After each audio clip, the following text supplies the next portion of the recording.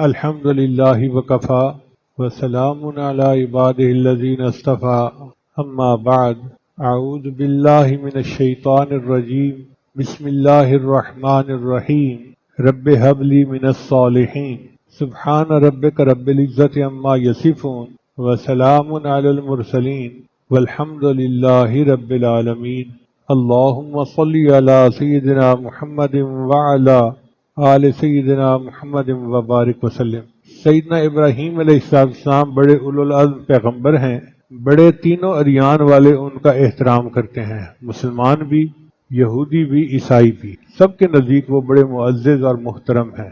ان کی نسل میں ہزاروں انبیاء پیدا ہوئے۔ ان کی دو بیویاں تھیں، ایک بیوی کا نام تھا سارہ، وہ شام کی رہنے والی تھی۔ مفسرین نے لکھا ہے کہ اپنے زمانے کی سب سے زیادہ خوبصورت اور خوبصیرت عورت وہ تھی، اور دوسری بیوی تھی بی بی ہاجرہ، وہ عراق کے علاقے کے بادشاہ کی بیٹی تھی، یعنی وہ بھی شہزادی تھی۔ اب شہزادی کے نام سے آپ سمجھ سکتے ہیں کہ اس کی پرسنالٹی کیسی ہوگی۔ اللہ تعالیٰ نے دونوں بیویوں سے ایک ایک بیٹا عطا کیا۔ بی بی سارہ سے جو بیٹا ہوا اس کا نام تھا اسحاق علیہ السلام، اور بی بی ہاجرہ سے جو بیٹا ہوا اس کا نام تھا اسماعیل علیہ السلام۔ اب ان دونوں بیٹوں میں سے ابراہیم علیہ السلام نے ایک بیٹے کی قربانی دی۔ سوال پیدا ہوتا ہے کہ کس کی قربانی دی؟ تو قرآن مجید میں اللہ تعالیٰ نے دو جگہ پہ ان کو بیٹے کی بشارت دی۔ فرمایا انا نبشرک بغلام علیم، علم کا کہ آپ کو غلام علیم عطا کیا جائے گا، بیٹا دیا جائے گا۔ یہ بشارت تھی اسحاق علیہ السلام کے لیے، اور دوسرے بیٹے تھے اسماعیل علیہ السلام، ان کے لیے فرمایا فبشرناہ بغلام حلیم، ان کو حلم والا بیٹا عطا کیا، کیونکہ انہوں نے قربان ہونا تھا، ان کے اندر حلم کا ہونا زیادہ ضروری تھا، بردباری، صبر۔ ویسے بھی قرآن پاک سے ثابت ہوتا ہے کہ اسحاق علیہ السلام قربان نہیں ہوئے، اسماعیل علیہ السلام ہوئے۔ اللہ تعالیٰ فرماتے ہیں وَوَهَبْنَا لَهُ إِسْحَاقَ وَيَعْقُوبَ نَافِلًا، کہ اللہ نے انہیں اسحاق دیا اور نفل میں یعقوب بھی دے دیا۔ تو اسحاق علیہ السلام کی تو نسل آگے بڑھنی تھی، یعقوب علیہ السلام نے پیدا ہونا تھا، تو ان کی قربانی کا تو تذکرہ ہی نہیں۔ تو ثابت ہوا کہ اصل قربانی حضرت اسماعیل علیہ السلام کی۔ ہوا یہ کہ اللہ تعالیٰ نے انہیں حکم دیا اپنی بیوی اور بچے کو لے کر جاؤ اور بیت اللہ کے قریب چھوڑ کے آؤ۔ اب یہ بہت بڑا امتحان تھا۔ آپ سوچ سکتے ہیں کہ ایسے پہاڑ جہاں زراعت کا نام و نشان نہیں، کوئی پھل نہیں، کوئی سبزی نہیں، ویرانے کے اندر رات کے وقت اپنی بیوی کو چھوڑ کے آ جانا اور معصوم بچے کو دودھ پیتے کو، یہ کوئی چھوٹا مجاہدہ نہیں تھا۔ میں تو سوچتا ہوں تو کانپ جاتا ہوں۔ آج اتنی ترقی ہو گئی، ابھی بھی ان پہاڑوں میں سے کوئی بندہ گزرے تو اس کو ڈر لگتا ہے۔ تو ابراہیم علیہ السلام کے دل میں کتنا ڈر ہوگا، خوف ہوگا، مگر چونکہ اللہ کا حکم تھا انہوں نے یہ قربانی کر دکھائی۔ اپنی بیوی اور بچے کو چھوڑا۔ اب مشکیزے میں تھوڑا سا پانی تھا، اور پھر کہا بھی کچھ نہیں، واپس چل پڑے۔ تو بی بی ہاجر نے پوچھا آپ ہمیں کیوں چھوڑ کے جا رہے ہیں؟ خاموش رہے۔ پھر انہوں نے پوچھا کیا آپ ہمیں اللہ کے حکم سے چھوڑ کے جا رہے ہیں؟ تو آپ نے اس بات میں سر ہلا دیا کہ ہاں۔ بی بی ہاجرہ کو اللہ نے ایسا توکل کا مقام دیا تھا کہ فرمانے لگی اگر اللہ کے حکم سے چھوڑ کے جا رہے ہیں پھر اللہ ہمیں ضائع نہیں ہونے دیں گے۔ تھوڑی دیر بعد بچے کو پیاس لگی تو پانی نہیں تھا، تو بی بی ہاجرہ پانی کی تلاش میں صفا اور مروہ کی چوٹیوں پر گئیں کہ کہیں سے پانی کا نشان مل جائے۔ جب چوٹی پہ چڑھتی تھیں تو بچہ نظر آتا تھا، جب ایک پہاڑ سے دوسرے پہاڑ کے درمیان جاتی تھیں تو بچہ نظروں سے غائب ہو جاتا تھا، تو بی بی ہاجرہ بھاگتی تھیں۔ اللہ کو ان کا بھاگنا اتنا پسند آیا کہ قیامت تک کے لیے حج اور عمرے کا حصہ بنا دیا۔ کوئی ولی ہو، کوئی نبی ہو، جو بھی حج یا عمرہ کرے وہ صفا اور مروہ کے درمیان بھاگتا ہے اور بی بی ہاجرہ کی سنت کو ادا کرتا ہے۔ اللہ تعالیٰ نے حضرت اسماعیل علیہ السلام کے ذریعے سے زمزم کا پانی عطا فرمایا۔ بہرحال یہ ماں بیٹا یہاں رہ رہے تھے۔ حضرت ابراہیم علیہ السلام کبھی کبھی ان کو ملنے کے لیے آ جاتے تھے۔ جب اسماعیل علیہ السلام کی عمر 7 سال یا 13 سال ہوئی، بعض مفسرین نے 7 سال لکھا ہے اور بعض نے 13 سال لکھا ہے، تو ابراہیم علیہ السلام نے 8 ذی الحجہ کو خواب دیکھا کہ میں اپنے بیٹے کو اللہ کے نام پہ ذبح کر رہا ہوں۔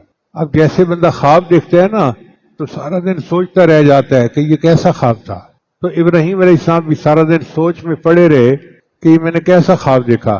اس لیے اس کا نام ہے یوم الترویحہ، سوچ کا دن۔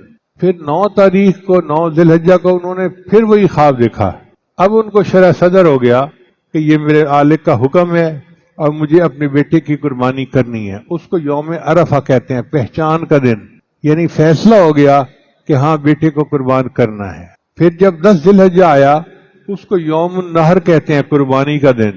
حضرت ابراہیم علیہ السلام نے اپنی بیوی سے فرمایا کہ میں اپنے بچے کو کسی بڑے کی ملاقات کے لیے لے چلتا ہوں۔ بی بی ہاجرہ نے بچے کو تیار کر دیا اور بچہ خوشی خوشی اپنے والد کے ساتھ چل پڑا۔ ابراہیم علیہ السلام نے ایک چھری بھی لے لی اور رسی بھی لے لی۔ اب جب چل پڑے تو شیطان بدبخت پیچھے تو نہیں رہتا نا، اس نے سوچا کہ چلو میں پہلے تو بی بی ہاجرہ کو ورغلاتا ہوں نا۔ ایک بڑے درویش کی صورت اختیار کر کے وہ بی بی ہاجرہ کے پاس آیا اور کہتے ہیں کہ تمہارا بیٹا کہاں ہے؟ ان کا اپنے بابا کے ساتھ گیا ہے۔ کہنے لگے وہ تمہارا خامن تو اس کو ذبح کر دے گا۔ ان کا تیرا ناز ہو، وہ اتنے شفیق باپ ہیں اور بچے سے اتنی محبت کرتے ہیں، وہ بچے کو کیوں ذبح کریں گے؟ کہنے لگا ان کو اللہ کا حکم ہوا ہے۔ بی بی ہاجرہ نے فرمایا اگر ان کو اللہ کا حکم ہوا ہے تو اس پہ قربان ہونے کے لیے تو میں بھی تیار ہوں۔ بدبخت ناکام ہو گیا۔ پھر دوسرا وار اس نے حضرت اسماعیل علیہ السلام پہ کیا۔ ان کے سامنے آ کے کہنے لگا آپ کو پتہ ہے کہ آپ کے بابا کہاں لے کے جا رہے ہیں؟ ان کا کسی بڑے سے ملاقات کے لیے۔ کہنے لگا نہیں، تمہیں ذبح کرنا چاہتے ہیں۔ اس نے کہا تو نظر تو درویش آتا ہے لیکن باتیں بڑی بری کر رہا ہے، کوئی باپ اپنے بیٹے کو بھی ذبح کر سکتا ہے؟ کہنے لگا ہاں انہیں اللہ کا حکم ہوا ہے۔ جب اس نے یہ کہا تو اسماعیل علیہ السلام نے جواب دیا اگر اللہ کا حکم ہے تو میں اپنے اللہ کے نام پہ قربان ہونے کے لیے تیار ہوں۔ پھر اس نے سوچا میں ابراہیم علیہ السلام کا راستہ روکوں، چنانچہ ان کے سامنے آیا اور آ کر کہنے لگا کہ آپ اپنے بیٹے کو ذبح نہ کریں۔ ان کا کیوں؟ اس لیے کہ آدم علیہ السلام کے 2 بیٹوں میں سے ایک نے دوسرے کو قتل کیا تھا اور اس کا تذکرہ آج تک موجود ہے، پوری دنیا میں بدنامی ہوئی۔ آپ بیٹے کو ذبح کریں گے آپ کی پوری دنیا میں بدنامی ہوگی۔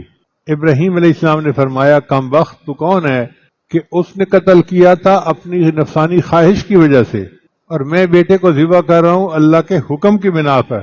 چنانچہ ابراہیم علیہ السلام نے پتھر اٹھائے اور اس کو مارے۔ وہ جو 7 پتھر تھے وہ جمرہ اولا بن گیا۔ پھر دوبارہ آیا، پھر منت سماجت کرنے لگا جی میرا مشورہ یہی ہے آپ میری بات مان لیں، میں آپ کے ساتھ خیر خواہی کر رہا ہوں۔ پھر ابراہیم علیہ السلام نے اس کو 7 پتھر مارے، یہ جمرہ وسطیٰ بن گیا۔ پھر اس نے تیسری اور آخری کوشش کی اور پھر بڑی منت سماجت کرنے لگا کہ جی آپ بڑے شفیق ہیں، بڑے مہربان ہیں، بچے سے بڑی محبت، آپ تو ساری زندگی اس کے لیے دعائیں مانگتے رہے اور اب تو آپ کی عمر 90 سال کے قریب ہو گئی ہے، اس عمر میں بچے کو ذبح کرنا تو کوئی اچھی بات نہیں ہے۔ ابراہیم علیہ السلام نے پھر اس کو کنکریاں ماری۔ تو یہ 3 جگہیں جو تھیں یہ جمرات کہلائے۔ آج بھی حاجی وہاں پر کنکریاں مارتے ہیں اور ابراہیم علیہ السلام کی سنت کو زندہ کرتے ہیں۔ یہاں سے ایک مسئلہ اور بھی ثابت ہوا کہ انبیاء کرام عالم الغیب نہیں ہوتے، علم غیب فقط اللہ کے پاس ہے۔ اگر ابراہیم علیہ السلام کو پتا ہوتا کہ مجھے بیٹے کو ذبح کا حکم ہوا ہے مگر بیٹے نے ذبح نہیں ہونا تو پھر یہ سارا تماشا کرنے کی کیا ضرورت تھی؟ وہ واقعی سچ سمجھ رہے تھے کہ مجھے بیٹے کو ذبح کرنا ہے اور بیٹے کو لے کے جا رہے تھے۔ قرآن مجید میں اللہ تعالیٰ اس کا تذکرہ فرماتے ہیں فَلَمَّا بَلَغَ مَعَهُ السَّعْيَ، جب وہ بچہ باپ کے ساتھ دوڑنے پھرنے کے قابل ہو گیا، یعنی 7 سال یا 13 سال کی عمر تو ایسی ہے نا کہ بچہ ذرا ایسا ہو جاتا ہے کہ باپ کے ساتھ بھاگ سکتا ہے، چل سکتا ہے، کام بٹا سکتا ہے۔ اس وقت حضرت ابراہیم علیہ السلام نے بچے کو فرمایا کہ یا بنیا، اے میرے بیٹے، تصغیر کا صیغہ ہے، محبت کی وجہ سے بیٹے کو ہم کہتے ہیں نا بیٹو، ہاں میری پتری، تو بنیا کا اصل معنی ہے اے میرے پتری، یعنی پیار سے کہا میرے بیٹے۔ کتنی محبت ہوگی بیٹے سے۔ انی ارا فی المنام، میں نے خواب میں دیکھا ہے، انی اذبحک، کہ میں تمہیں ذبح کر رہا ہوں، فانظر ماذا تری، تو بتا تیری کیا رائے ہے۔ اب مفسرین نے یہاں پر نکات لکھے ہیں کہ اللہ تعالیٰ وحی بھی تو فرما سکتے تھے، لیکن اگر وحی نازل فرماتے تو ایک مومن کے قتل کا حکم دیا جاتا اور بغیر وجہ کے مومن کو قتل کرنا یا ذبح کرنا یہ حرام ہے۔ اللہ ایسا حکم کیسے کرتے تھے؟ تو اللہ تعالیٰ نے خواب میں دکھا دیا کہ ایسا کرنا ہے۔ اور انبیاء کرام کے جو خواب ہوتے ہیں نا وہ سچے ہوتے ہیں، اس لیے کہ ان کے جو دل ہیں وہ جاگتے اور سوتے غافل نہیں ہوتے، وہ زندہ رہتے ہیں، اور تو اس لیے ان کے خواب بھی وحی کی مانندی ہوتے ہیں، انبیاء کی وہی خواب وہی ہوتے ہیں۔ ایک سوال اور پیدا ہوتا ہے کہ اللہ تعالیٰ نے ان کو اپنے آپ کو پیش کرنے کا حکم کیوں نہ دیا، بچے کا حکم کیوں دیا؟ تو مفسرین نے لکھا ہے کہ الانسان مجبول علی حب الولد، انسان کی جبلت ہے وہ اپنے بیٹے سے فطری محبت کرتا ہے، چنانچہ اپنی تکلیف گوارا کر جاتا ہے، بچے کی تکلیف گوارا نہیں ہوتی۔ تو بیٹے کا ذبح کرنا زیادہ مشکل کام تھا جو اللہ نے ان کے ذمہ لگایا ہے۔ تو جب بیٹے سے پوچھا کہ فانظر ماذا ترا، بتا کہ تیری کیا رائے ہے، تو یہاں پر ابراہیم علیہ السلام نے اس لیے نہیں پوچھا تھا کہ تو ذبح ہونا چاہتا ہے تو کروں گا، نہیں ہونا چاہتا تو نہیں کروں گا، بلکہ اس لیے پوچھا کہ مجھے پتہ چل جائے کہ تیرا رویہ کیا ہے، اگر ماننے والا ہے تو ماننے والوں جیسا سلوک کروں گا، نہ ماننے والا ہے تو سختی کروں گا، ذبح میں نے تجھے اللہ کے نام سے ضرور کرنا ہے۔ مفسرین نے لکھا ہے کہ حضرت ابراہیم علیہ السلام بچے کے والد محترم بھی تھے اور شیخ مربی بھی تھے، انہوں نے بچے کی تربیت کے لیے اس سے سوال کیا کہ مجھے اس کا ایندیا معلوم ہو جائے، تو بچہ ایسا تھا کہ اس نے آگے سے کہا یا ابت افعل ما تؤمر، ابا جان آپ کر گزریے جس کا آپ کو حکم ہوا، ستجدنی انشاءاللہ من الصابرین، آپ انشاءاللہ مجھے صبر والوں میں سے پائیں گے۔ اب بتائیے اسماعیل علیہ السلام کو یہ نیاز مندی کس نے سکھائی؟ شاعر نے کہا یہ فیضان نظر تھا یا کہ مکتب کی کرامت تھی، سکھائے کس نے اسماعیل کو آداب فرزندی؟ یہ فیضان نظر تھا ابراہیم علیہ السلام کا کہ بچے کو انہوں نے ایسا بنایا کہ وہ اللہ کے نام پہ قربان ہونے کے لیے تیار۔ اور ویسے بھی ضرب الحبیب یذیب، جو محبوب کا تھپڑ ہوتا ہے نا وہ شفا ہوتا ہے، وہ تکلیف نہیں دیتا۔ تو جب اللہ نے فرمایا قربان ہونا ہے تو اسماعیل علیہ السلام سمجھتے تھے کہ مجھے اللہ کے نام پہ قربان ہونا ہے اور یہ میرے لیے کوئی مشکل نہیں، یہ میرے رب کا حکم ہے۔ اب بیٹا قربان ہونے کے لیے تیار اور باپ قربان کرنے کے لیے تیار، دونوں نے ٹھان لی۔ اللہ فرماتے ہیں فلما اسلما، جب دونوں اس بات پہ تل گئے، اور یہی تسلیم ہی اصل ہے کہ ہم اللہ کے حکموں کو ماننے کی نیت کر لے کہ اے اللہ ہم نے آپ کے ہر حکم کو ماننا ہے، یہ تسلیم اللہ کو بہت پسند ہے۔ اب جب قربان کرنے کا وقت آیا تو اس وقت اسماعیل علیہ السلام نے اپنے والد کو یہ مشورہ دیا کہ ابا جان آپ اگر مجھے سیدھا لٹائیں گے تو میرے چہرے پر آپ کی نظر پڑے گی اور چھری کا چلانا آپ کے لیے مشکل ہو جائے گا، اس لیے بہتر ہے کہ آپ مجھے کروٹ پہ لٹا دیجئے کہ میرا چہرہ آپ کے سامنے نہ رہے، اور دوسری بات کہ آپ اپنی آنکھوں پہ پٹی باندھ لیجئے تاکہ آپ دیکھیں ہی نہ کہ میرے ساتھ ہو کیا رہا ہے، اور تیسری بات یہ کہ جب میں ذبح ہو جاؤں تو میرے کپڑے جا کر میری امی کو دکھا دینا۔ چھوٹے بچے کی فطرت ایسی ہوتی ہے۔ مفسرین نے لکھا کہ ابراہیم علیہ السلام بھی رو رہے تھے، اسماعیل علیہ السلام بھی رو رہے تھے۔ ابراہیم علیہ السلام نے چھری کو تیز کر لیا تھا، لیکن جب انہوں نے اللہ اکبر کہہ کر چھری چلائی تو چھری نے گلا نہیں کاٹا۔ ابراہیم علیہ السلام بڑے حیران ہوئے، انہوں نے چھری سے پوچھا کہ تو کاٹ کیوں نہیں رہی؟ اس نے کہا حضرت آپ کو ذبح کرنے کا حکم ہے اور مجھے اللہ نے حکم دیا لا تذبح، نہیں ذبح کرنا، تو میں تو اللہ کا حکم مانوں گی نا۔ ہوا کیا تھا کہ اللہ رب العزت نے جبرائیل علیہ السلام کو بھیجا تھا کہ جاؤ اور میرے بندے اسماعیل کو بچا لو۔ اسماعیل علیہ السلام بچ گئے، اللہ نے ان کی جگہ جنت سے ایک دمبا بھیجا جو ذبح ہو گیا۔ مفسرین نے لکھا ہے کہ اللہ تعالیٰ کے حبیب نے جبرائیل علیہ السلام سے پوچھا جبرائیل تمہیں کبھی مشقت اٹھانی پڑی؟ عرض کیا اے اللہ کے وسلم مجھے 4 مرتبہ مشقت اٹھانی پڑی۔ وہ کیسے؟ پہلی یہ کہ جب ابراہیم علیہ السلام کو آگ میں ڈالا گیا تو مجھے اللہ کا حکم ہوا، میں عرش کے نیچے تھا، فرمایا ادرک عبدی، میرے بندے کو بچا۔ وہ کہتے ہیں میں پلک چھپکنے کی دیر میں عرش سے فرش تک پہنچا اور ابراہیم علیہ السلام کو آ کر یہ کہا اللہ کا حاجہ، حضرت کیا میری مدد کی ضرورت ہے؟ جیسے کہتے ہیں نا can I help you, what can I do for you, تو ابراہیم علیہ السلام نے یہی کہا اللہ کا حاجہ، کیا آپ کو میری ضرورت ہے؟ تو ابراہیم علیہ السلام نے پوچھا کیا اللہ کو پتہ ہے میرے ساتھ جو ہو رہا ہے؟ کہ اللہ کو پتہ ہے۔ فرمایا اما الیک فلا، بس تو پیچھے ہٹ، مجھے تیری مدد کی کوئی ضرورت نہیں۔ ثابت کر دیا کہ مومن کی نظر کس طرح اللہ کی ذات پر ہوتی ہے۔ اور دوسری بات، جب ابراہیم علیہ السلام چھری چلا رہے تھے اسماعیل السلام کی گردن پر، پھر اللہ نے حکم دیا ادرک عبدی، میرے بندے کو بچا۔ فرماتے ہیں کہ میں آیا اور میں نے آ کے چھری جو ہے اس کو نیچے کاٹنے سے روک لیا۔ اور تیسرا واقعہ پیش آیا، جب یوسف علیہ السلام کو بھائیوں نے کنویں میں دھکا دیا تھا تو اللہ نے مجھے پھر حکم دیا کہ میرے بندے کو بچا۔ میں عرش سے نیچے فرش پہ اترا اور ان کو زمین پر گرنے سے پہلے ہاتھوں میں تھام لیا اور پتھر کے اوپر بٹھا دیا۔ اور چوتھی بار جب احد کے میدان میں نبی اسلام کے ربائی شہید ہوئے، دندان مبارک شہید ہوئے، تو فرمایا کہ اللہ نے فرمایا کہ جاؤ میرے محبوب کا خون مبارک جو ہے وہ زمین پہ نہ گرنے پائے۔ کہتے ہیں میں آیا اور میں نے اس خون کو اپنے پاس سمیٹ لیا، زمین پر گرنے سے روک دیا۔ اگر نبی علیہ السلام کا خون زمین پہ گر جاتا تو شاید قیامت تک زمین کے اوپر سبزہ نہ اگتا۔ تو 4 مواقع ایسے تھے کہ جن میں مجھے بہت مشقت اٹھانی پڑی۔ ابراہیم علیہ السلام اللہ کے خلیل تھے۔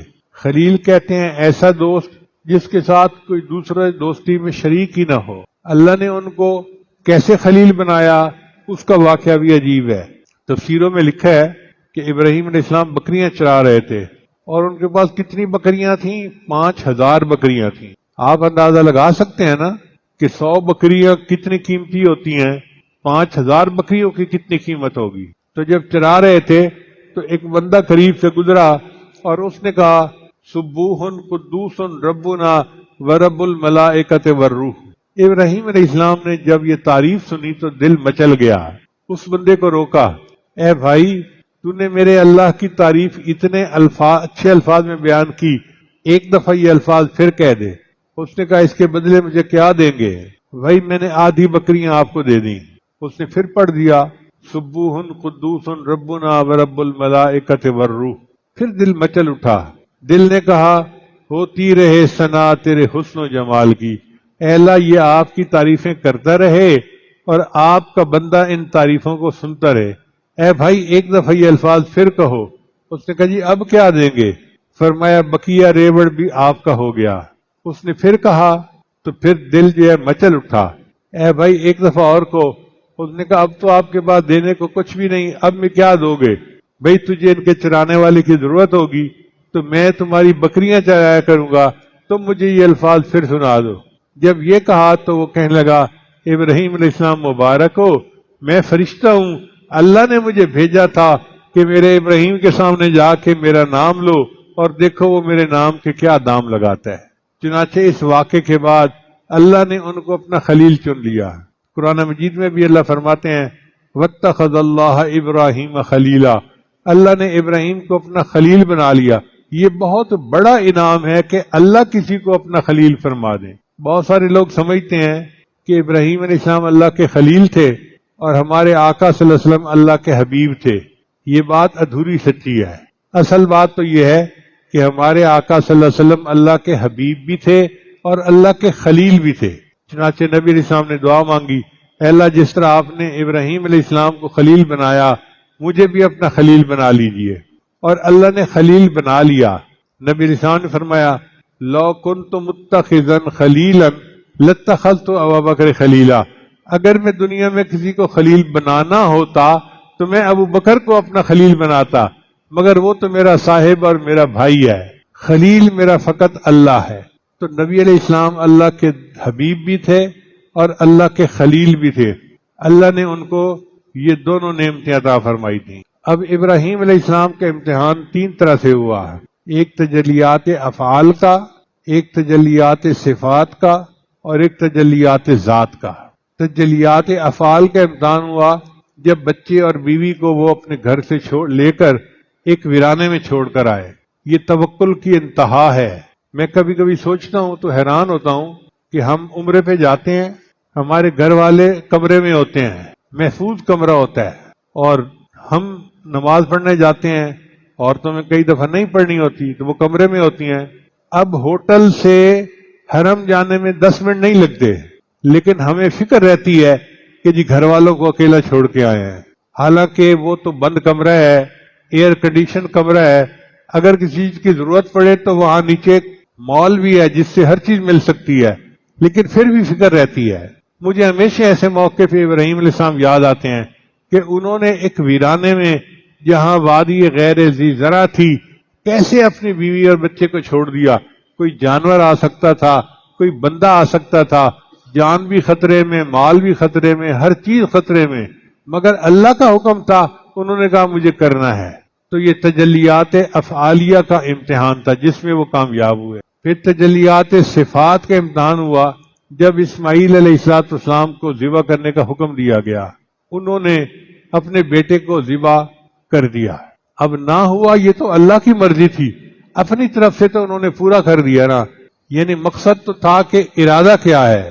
تو تجلیات صفات کے امتحان میں بھی کامیاب۔ اور تیسری تھی تجلیات ذات۔ یہ امتحان ہوا جب ان کو نمرود نے آگ میں ڈالا تھا۔ اب آپ غور کریں، آگ کا پہاڑ جل رہا ہو اور بندے کو جھولے میں بٹھا دیا جائے کہ جی ہم آپ کو آگ میں ڈال رہے ہیں، تو کتنا خوف ہوتا ہے، کتنا وہ ڈرتا ہے۔ مگر عین اس حال میں بھی ابراہیم کے دل پہ کوئی خوف نہیں تھا، وہ اطمینان میں تھے کہ میں اللہ کے لیے آگ میں ڈالا جا رہا ہوں۔ اور اللہ تعالیٰ بھی بندے کو بے سہارا نہیں کرتے۔ جب آگ میں ڈالا گیا، اللہ فرماتے ہیں قُلْنَا يَا نَارُ كُونِي بَرْدًا وَسَلَامًا عَلَىٰ إِبْرَاهِيمَ، ہم نے حکم دیا اے آگ میرے ابراہیم پر ٹھنڈی سلامتی والی ہو جا۔ مفسرین نے لکھا ہے اگر اتنا کہہ دیتے کہ ٹھنڈی ہو جا تو وہ بالکل برف کی طرح ہو جاتی اور شاید بندہ جم ہی جاتا۔ اللہ نے فرمایا ٹھنڈی اور سلامتی والی ہو جا، تو گویا آگ ان کے لیے ایئر کنڈیشن بن گئی۔ تو ابراہیم علیہ السلام 40 دن اس آگ میں رہے۔ اب چونکہ تجلیات افعالیہ کا بھی امتحان ہو گیا، تجلیات صفات کا بھی اور تجلیات ذات کا بھی، اس لیے ابراہیم علیہ السلام کامل اولو العزم نبی ہو گئے۔ اللہ فرماتے ہیں کہ جب انہوں نے اپنے بچے کو کروٹ پہ لٹا کے ذبح کیا، نادیناہ ان یا ابراہیم، ہم نے ندا دی اے ابراہیم، قد صدقت الرؤیا، تحقیق تو نے اپنے خواب کو سچ کر دکھایا، تو اپنی بات میں سچا نکلا، تو نے بات کو پورا کر دکھایا۔ یہاں سے ایک تصوف کا مسئلہ نکلا کہ نتیجہ بندے کے ہاتھ میں نہیں ہوتا، عمل بندے کے ہاتھ میں ہوتا ہے۔ اس لیے بعض سالکین کیفیات کے پیچھے پڑے ہوتے ہیں، اور جی میں گھنٹہ مراقبہ کرتا ہوں کیفیت نہیں ہوتی۔ بھئی کیفیات کے پیچھے مت پڑو، بس تم بندگی کر رہے ہو، یہ کوئی کم اللہ کی نعمت ہے۔ اس لیے کہتے ہیں کہ عبد اللطیف بنو، عبد اللطف نہ بنو، عبد اللطیف بنو، عبد اللطف نہ بنو۔ بس ہمارا کام تو بندگی کرنا ہے، اگر کیفیت ہو جاتی ہے تو اللہ کی مرضی، نہیں ہوتی تو بھی اللہ کی مرضی، ہم تو اللہ کے لیے کر رہے ہیں۔ بلکہ مشائخ نے ایک مسئلہ لکھا ہے کہ جس بندے کو عمل میں کیفیت ملتی ہو اس کو کم ثواب ملے گا، اور جس کی کیفیت نہ بنتی ہو اس کو زیادہ ثواب ملے گا۔ چونکہ جس کی کیفیت بنتی ہے وہ ہو سکتا ہے اپنے نفس کی چاہت کی وجہ سے عمل کر رہا ہو، تو اس کا ریٹ تھوڑا، اور جس کا دل ہی نہیں چاہ رہا، کیفیت ہی نہیں بن رہی، اور پھر بھی وہ عمل کر رہا ہے، اس کو اللہ زیادہ اجر دیتے ہیں۔ اللہ فرماتے ہیں ان ھذا لہو البلاء المبین، یہ بہت بڑی آزمائش تھی۔ مقولہ ہے عربی کا البلاء عین الولاء، کہ بلا جو ہوتی ہے نا وہ عین ولایت ہوتی ہے۔ مشائخ نے لکھا ہے کہ بلا نازل ہونے کی 3 وجوہات ہوتی ہیں۔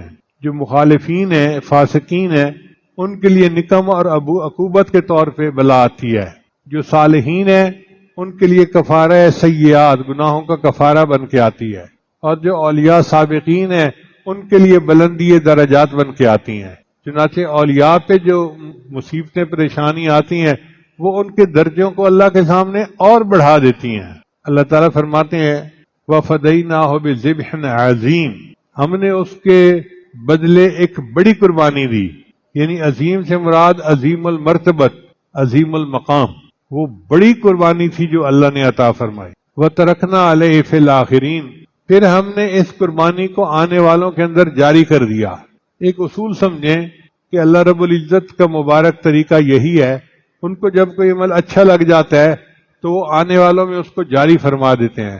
جیسے بی بی ہاجرہ کا بھاگنا پسند آیا تو ان کے بھاگنے کو سعی کا حصہ بنا دیا۔ بی بی ہاجرہ کو ابراہیم علیہ السلام کی قربانی پسند آئی اللہ تعالیٰ کو، تو اللہ نے آنے والی امتوں میں اس کو جاری فرما دیا۔ چنانچہ حدیث پاک میں آتا ہے کہ صحابہ کرام نے نبی علیہ السلام سے پوچھا ما هذه الاضاحی، اے اللہ کے نبی صلی اللہ علیہ وسلم یہ قربانی کیا ہے؟ تو نبی علیہ السلام نے فرمایا سنت ابیکم ابراہیم، تمہارے باپ ابراہیم علیہ السلام کی سنت ہے۔ اب 10 ذی الحجہ کو ہم عید بھی پڑھیں گے اور قربانیاں بھی کریں گے، یہ ابراہیم علیہ السلام کی سنت ہے۔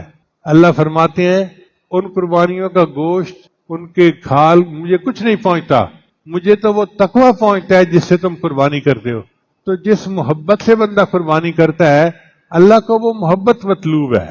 اللہ کرے کہ اس دن ہم جانور بھی قربان کریں اور اپنے کے نفس کی خواہشات کے اوپر بھی چھری پھیر دیں کہ آج تو ہم نے نفس کو جو ہے اللہ کے سامنے ذبح کر دیا ہے۔ اس پر پھر اللہ تعالیٰ راضی ہوتے ہیں اور بندے کو اجر عطا فرماتے ہیں۔ پھر اس کے بعد اللہ فرماتے ہیں سلام علی ابراہیم، ابراہیم تجھ پر سلامتی ہو۔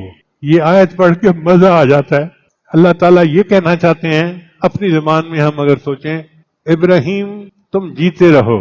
عورتیں دعا دیتی ہے نا خوش ہو کے، بچے تم جیتے رہو، بچے تمہیں شاباش ہو۔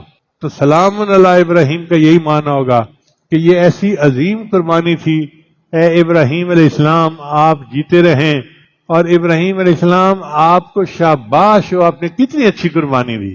جو مٹا ہے تیرے جمال پر وہ 1000 غم سے گزر گیا، جو مٹا ہے تیرے جمال پر وہ 1000 غم سے گزر گیا، ملی جس کو تیری عنایتیں وہ بہار بن کے سنور گیا۔